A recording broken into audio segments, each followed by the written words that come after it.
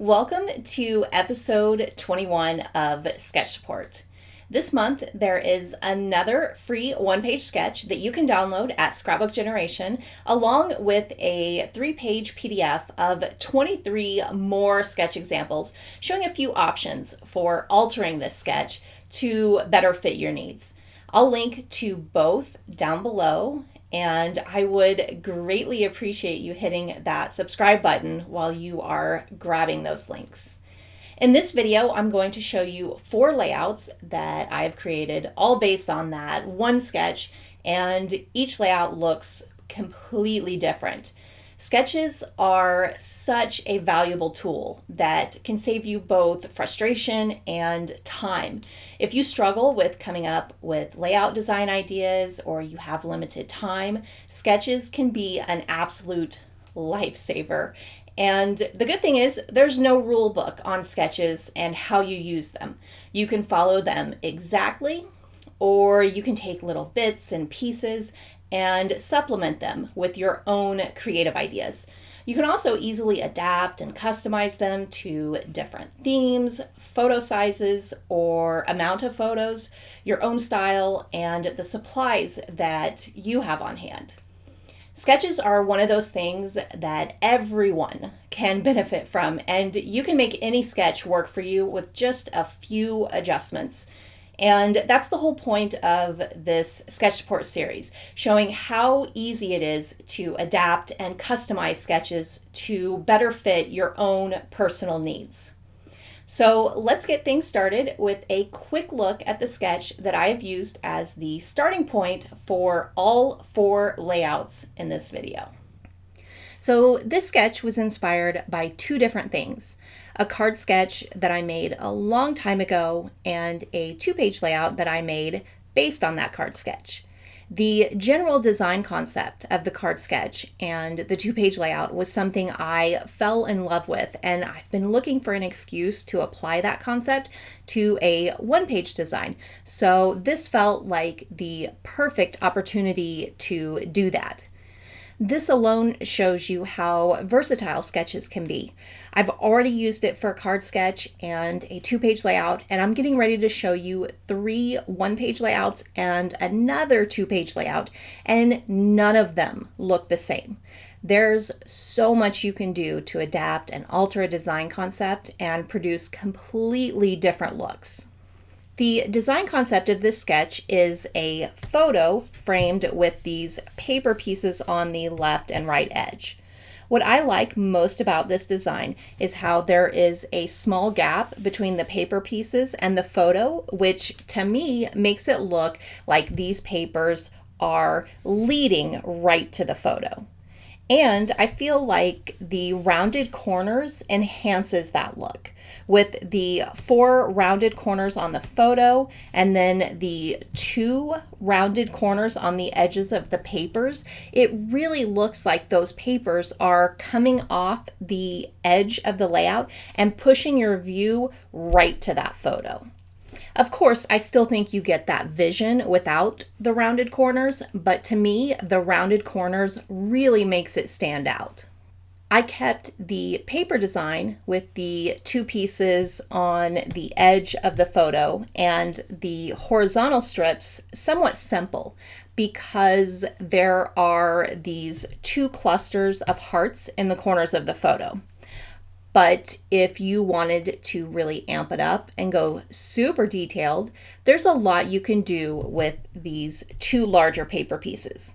Anytime I see larger paper pieces, I'm always thinking about ways I can break that down into small pieces for a unique and detailed design. With this one, you could use squares, horizontal or vertical strips, or even shapes in place of these larger pieces. And even though there's only 1 photo on this sketch, there are many ways you can adjust to add more. You can either split this into 2 4x3-inch photos, or you can add more photos above or below. There's really a lot you can do to accommodate more photos. And the 3-page PDF of sketch options shows several ways to work in more photos and different sizes of photos. Now that we've taken a look at the sketch, let's jump in to the layouts. For my first layout, I stayed somewhat close to the sketch while making a few adjustments, mostly focused around my photos. I had two 5x3" photos that I wanted to use in place of that single 4x6" photo on the sketch. The combined height of the two photos is 6 inches, just like the 4x6" photo, so no change there. But it is 1 inch wider than the photo on the sketch. And all I had to do to accommodate that was to reduce the width of the paper pieces. And that's a super easy adjustment. I just took a 1/2 inch off this side and a 1/2 inch off this side. I did remove the horizontal strip and the stripe strip. Earlier, when I was talking about the sketch, I mentioned that I envisioned the paper design being subtle and kind of minimal because the heart clusters have lots of detail. But I didn't do that with this one. I used a super detailed, super busy, super colorful paper for both of those larger paper pieces. With this paper having so much detail, I just really struggled finding a paper that worked as a strip here. It seemed like no matter what I used, it was just lost. Plus, I moved the heart placements just a little, so you really weren't seeing much of that strip anyway, so I just moved on without it. One of the main reasons I was drawn to this paper is that I very badly wanted to stitch all over it. I love stitching on pattern papers, and I thought this was such a fun, bright, colorful paper design, and I just knew that adding that texture with hand stitching would really be a cool effect. It took forever to do, but I'm always okay with that. I love the process of stitching, so I'll just flip on a TV show or some music and I can stitch all day. What really made this take a long time though is that I used coordinating colors for each color in the paper, so there was a lot of switching thread, and that can really kind of slow you down a little bit. With the heart clusters, I used a combination of punched hearts, a few stickers, and some wooden hearts. The top cluster follows the sketch fairly close, with a few exceptions of placement and size, but the overall look is the same. On the sketch, you can see that some of the hearts are overlapped onto the photo, but I really couldn't do that with mine since we are filling that whole photo.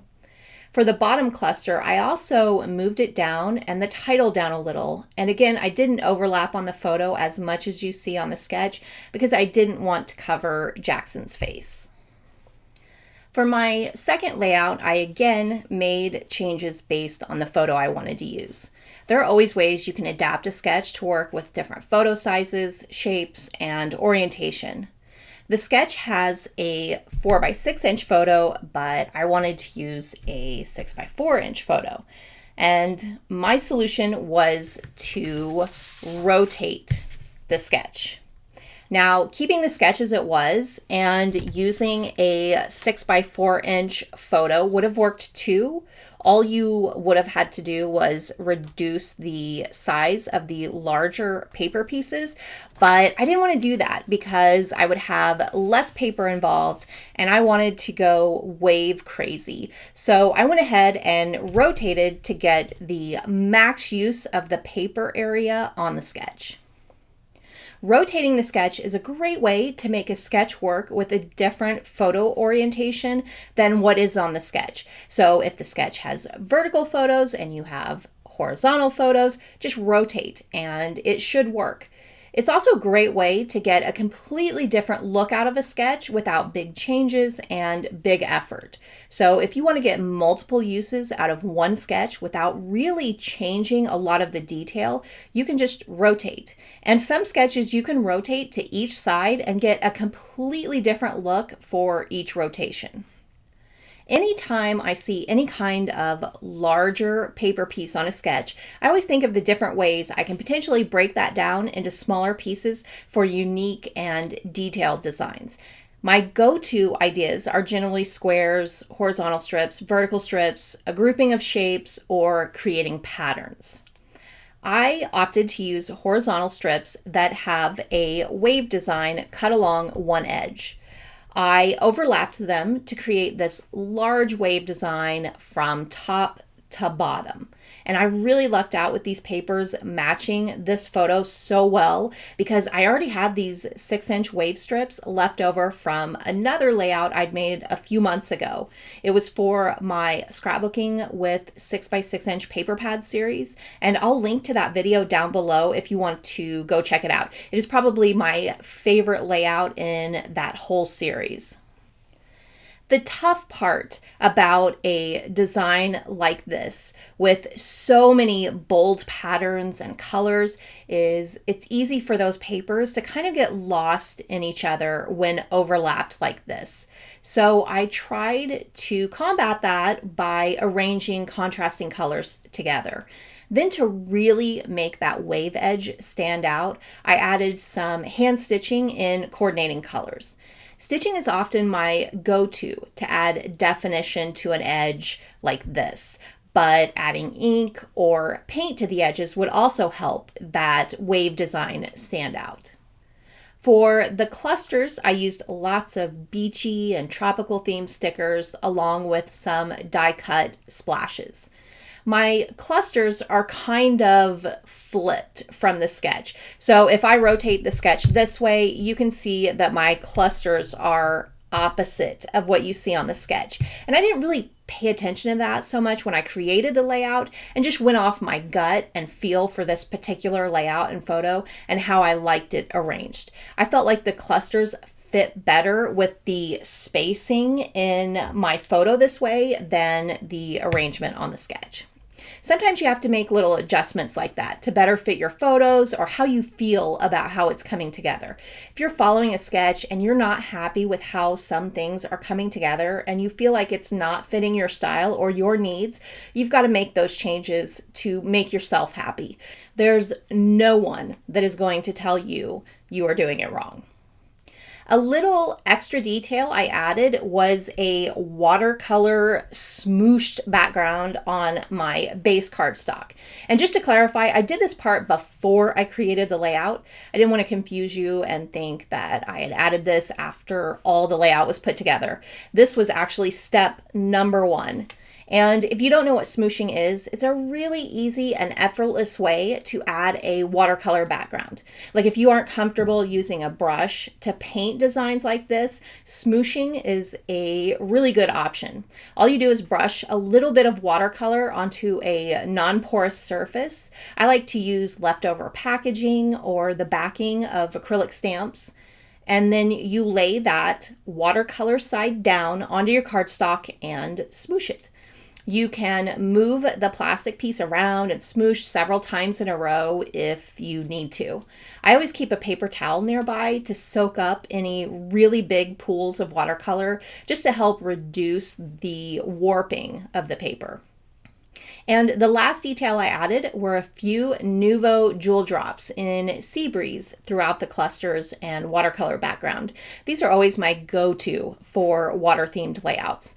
When dry, it looks very similar to actual water drops. It's so cool. You should definitely check them out if you have lots of water-themed photos.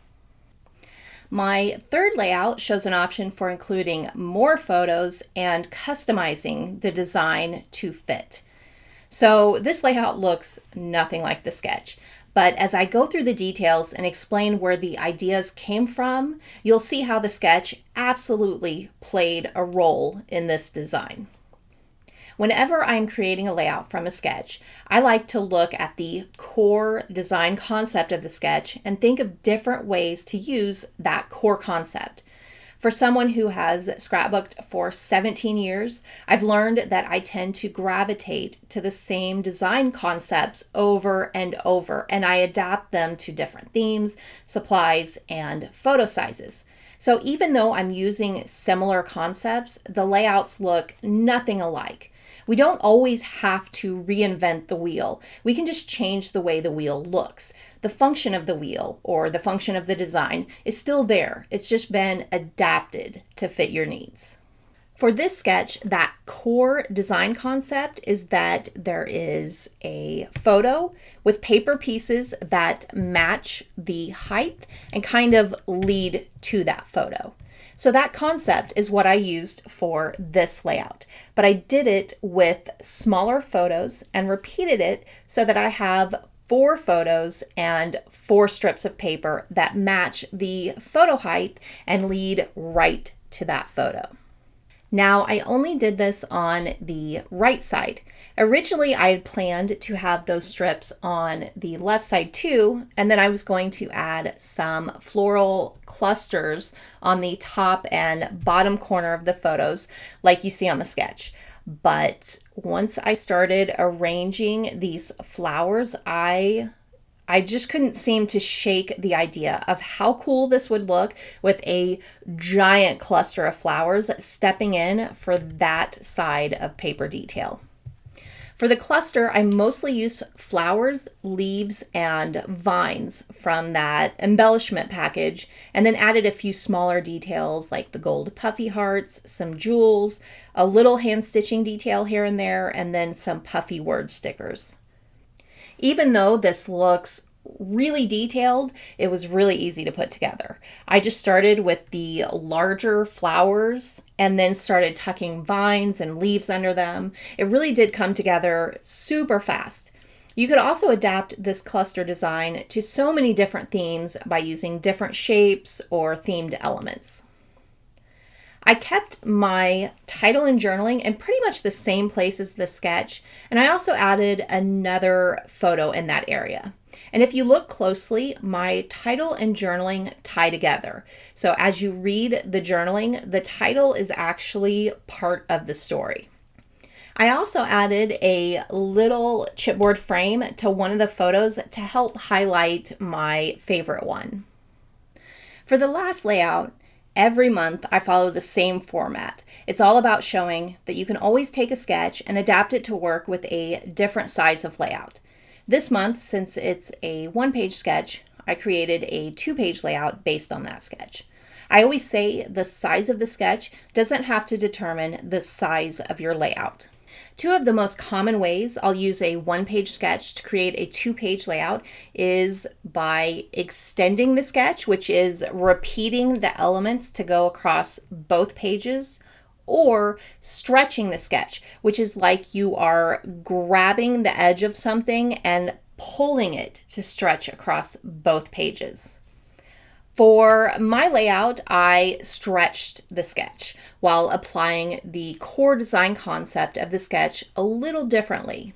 The top half of my layout is customized for more photos, while the bottom somewhat follows that sketch design.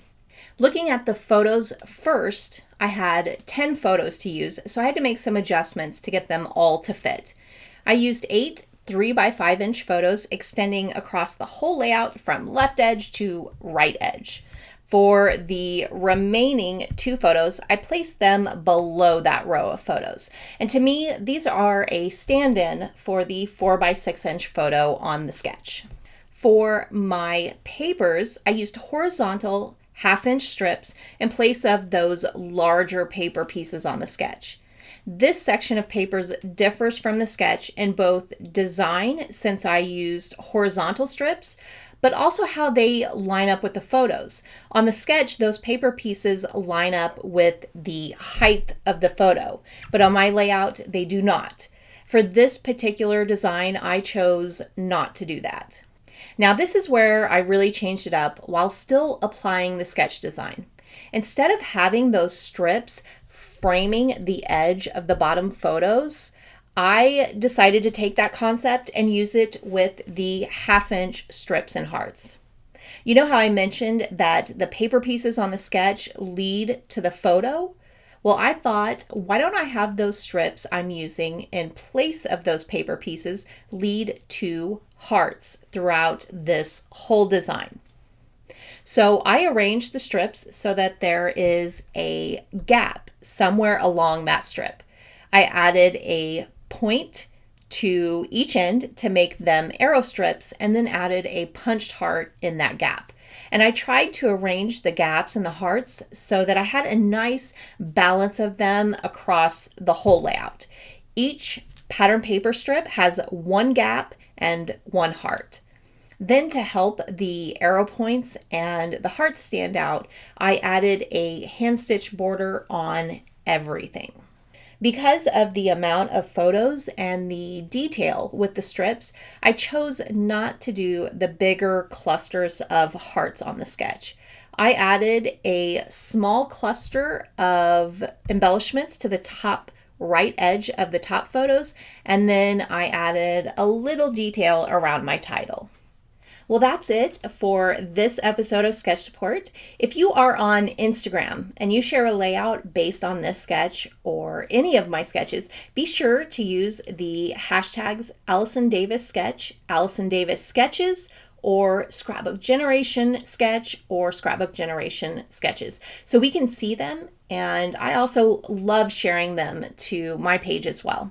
Also, if you want to see what others are doing with these Sketch Support sketches, you can join our Sketch Support Facebook group. We've got photo albums of each sketch, and you can post your layout to those albums, or just come hang out and see what others have created with these sketches. It's always amazing to me how we can all use the exact same sketch and not a single layout looks like the other. So I'll link to that group down below if you are interested in joining us. Thank you so much for watching, and I'll see you next time.